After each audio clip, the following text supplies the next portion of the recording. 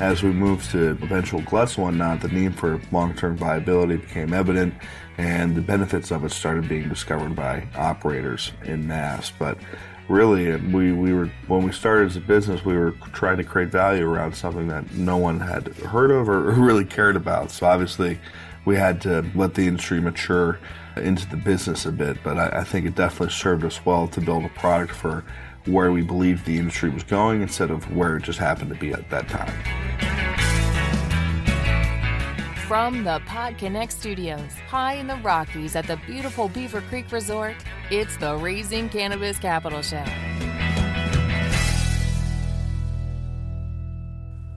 Today on the MJ Bulls Raising Cannabis Capital podcast, we are joined by Jack Grover, the co-founder and CEO of Grovebag. Jack, welcome to the show. Thanks so much for having me. It's great to be here. Well, I appreciate you being here today. When people talk about the cannabis industry, and I so many times when I talk to people outside of the industry, they're like, "Well, what do you mean what business are you in? Growing, dispensary, retail? You make products?" And I'm like, "That's just the tip of the iceberg." The industry is filled with what people always like to refer to as picks and shovels. The glue that keeps the industry running is all these ancillary businesses. And your business, I would put right at the top of this. The industry would have a really hard time not being able to function without your product. And that's probably where I'd like to jump in. Explain to people the difference between having a Ziploc bag and having a packaging system that actually works with the cannabis product as well as preserves it. Absolutely. So your normal plastic bag is a typical high density or low density, depending on what's cheap, polyethylene. It's got a very poor barrier quality. It's very susceptible to static charge, very susceptible to ultraviolet light. It really does a lot to degrade and damage cannabis across its life cycle. The advantages of TerpLoc, which is our signature innovation and what Grovebags is famous for, among a couple other products that we've developed for the industry, is TerpLoc is really the first of its kind package that is in-gassing and out-gassing and curating a very specific gas mixture, microclimate, and relative humidity range for cannabis to optimize its shelf life and its curing process. So what I mean by that is TerpLoc is trying to create an anti-static antimicrobial environment that's ultraviolet light resistant, and it's going to maintain about 58 to 62% relative humidity.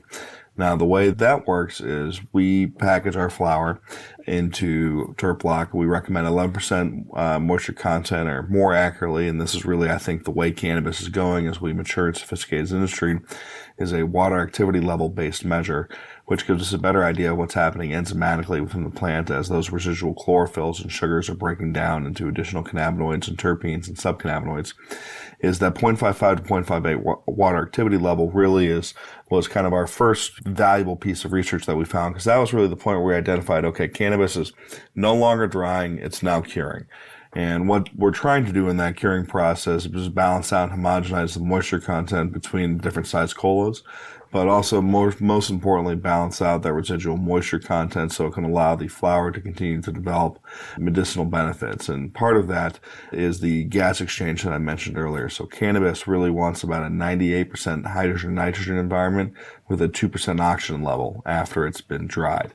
And what that does is allow for residual respiration at a very slow and steady rate to give you the optimal cure. So that's what a little bit about our product and why we brought it to market and why it's so popular. It is the indisputably best way to cure and store flower for long-term viability and medicinal integrity.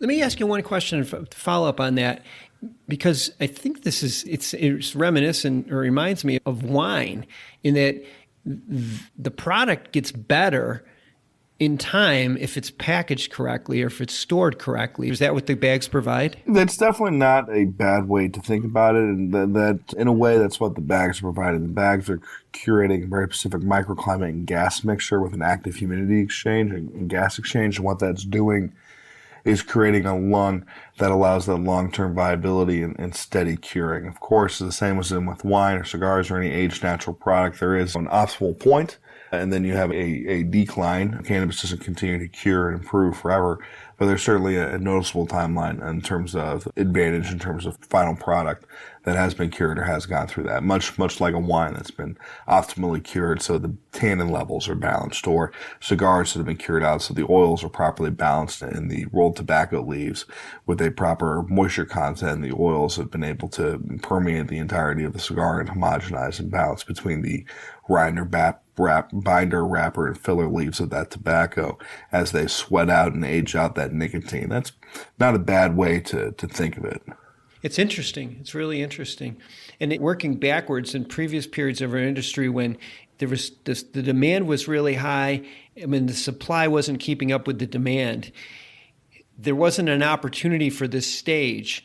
But now as the industry has matured and products stay on shelves a little bit longer and there needs to be or take advantage of this process, I think you're in the perfect position. Have you noticed a change in your business since that supply has overcome the demand? Absolutely. That's a great question. I think you kind of touched on a couple things there. One, we were a very nascent industry. There wasn't a lot of awareness or certainly care for the difference between drying and curing, post-harvest storage and protocol, and good SOPs. Nobody had really considered that product was moving so quickly.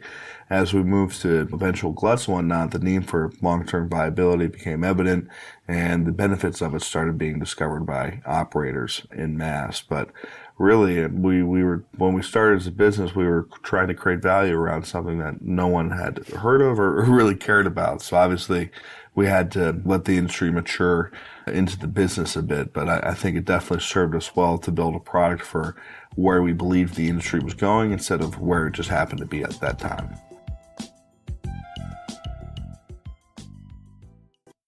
Well, it makes a lot of sense. And it sounds like one of those overnight successes that took 7 years to get there. But it's great that you're in the position that you're in right now because, like I said, you're an integral part in what we're doing in the industry. And one of the things that I found really interesting when looking at your website was that you really touch every stop along the supply chain, from the cultivators to distributors to dispensaries, all the way to the customer. Your product is necessary for every one of those stops along the supply chain. So you have a really good insight as to where the industry is at any moment. Yeah, we've definitely been privileged in that regard. I myself have probably been in 1,000 cultivation facilities on 6 continents over the 7 years I've been doing this, which is crazy to say that we've been doing this for over 7 years now, but only takes a decade to be an overnight success. So check back in with me in 2.5, 3 years. But no, it's been a privilege, and it's incredible to see the industry and the way it's developed. And for us, we really have always strived to be. We want the face of our business, no matter where you are, to be the best grower. And I think we're slowly marching along that. And we have some incredible partners we work with that are really the best in the world, the best in their region, the best in their city, the best in their state, the best in their country at what they do. And I've been privileged enough to see that, and I believe it. I've seen rooms in Thailand, Australia, South Africa, Israel that would be at the very elite level in Sacramento or East Bay. So we're really in a global industry now, and that's been exciting. And for us to be a product that's widely adopted and by a global industry that we admire and wanted so desperately as young guys that loved pot to be involved in, it is pretty amazing. Yeah, that's so cool. That's so cool. Here's a 2-part question for you for the future. What's next? And will you need any funding, or will you be looking for investors, or is there any opportunity for people to participate in what's next? Great question. So we're pretty excited. I think if you look at packaging overall, beyond cannabis, the cannabis industry has driven a lot of innovation in packaging. But the global packaging industry is a $1 trillion+ industry that's really a dinosaur. It's been more or less flat for 20 years. The only real growth is in flexible packaging, which is the type of packaging that we do. So we're in a good spot in the industry. I think it is an exciting time in packaging, though, just beyond flexible, given how close we are to market viability for a lot of these sustainable resins and some of these bioresins and green materials to support this $1 trillion global industry that almost exclusively uses non-renewable imports or inputs, that is really exciting. And the ability to tangibly do work that makes the planet better and the world, since it was just Yom Kippur yesterday, I think so. It's a real thing. So we're excited by that. We're excited by the cannabis industry. I think we're still in the nascency of the cannabis industry. I think out of the top 100 brands 5 years from now, I think 90 of them don't exist. And when I say don't exist, I mean it's not some guy working in his basement or in a small warehouse underneath a machine shop. I mean, it does not exist. It's not been conceptualized. And I think that's exciting. In terms of what's next for us, we've always played it pretty close. I think we've all seen some really good companies in this industry that had great products that were creating value. I think we've all seen a lot of companies like that, unfortunately, go by the wayside. So we're pretty healthy, thankfully. I think we're always looking to have interesting conversations and always looking ahead towards the future. But right now, we're excited about what we have in our product pipeline from Jabiscon. We've got some great new products and some innovative materials that we're using, and some new compostable and recyclable materials that are truly at-home compostable and truly single-stream recyclable that we're pretty proud of, and we're excited about that. But yeah, I think for us, every day in cannabis is a great day, so we're not planning to go anywhere. Well, that's great. The overnight sensation in 10 years, I definitely will be back with you in the next 3 so we can follow back up with this one. But I'm going to have all of Jack's information in the show notes. So if you're looking for an opportunity that it might be a good company to talk to, Jack, I'm sure Jack would love to have a conversation with you. Or if you're a company that's looking for a new packaging partner, I'm sure Jack's team would love to work with you. So reach out, use the link in the show notes. Jack, really fun getting to know you, and I'm really proud of the company that you've built. This is great. Keep it up. Thanks so much. Appreciate it. And we're working hard on making sure you can say the same about us tomorrow.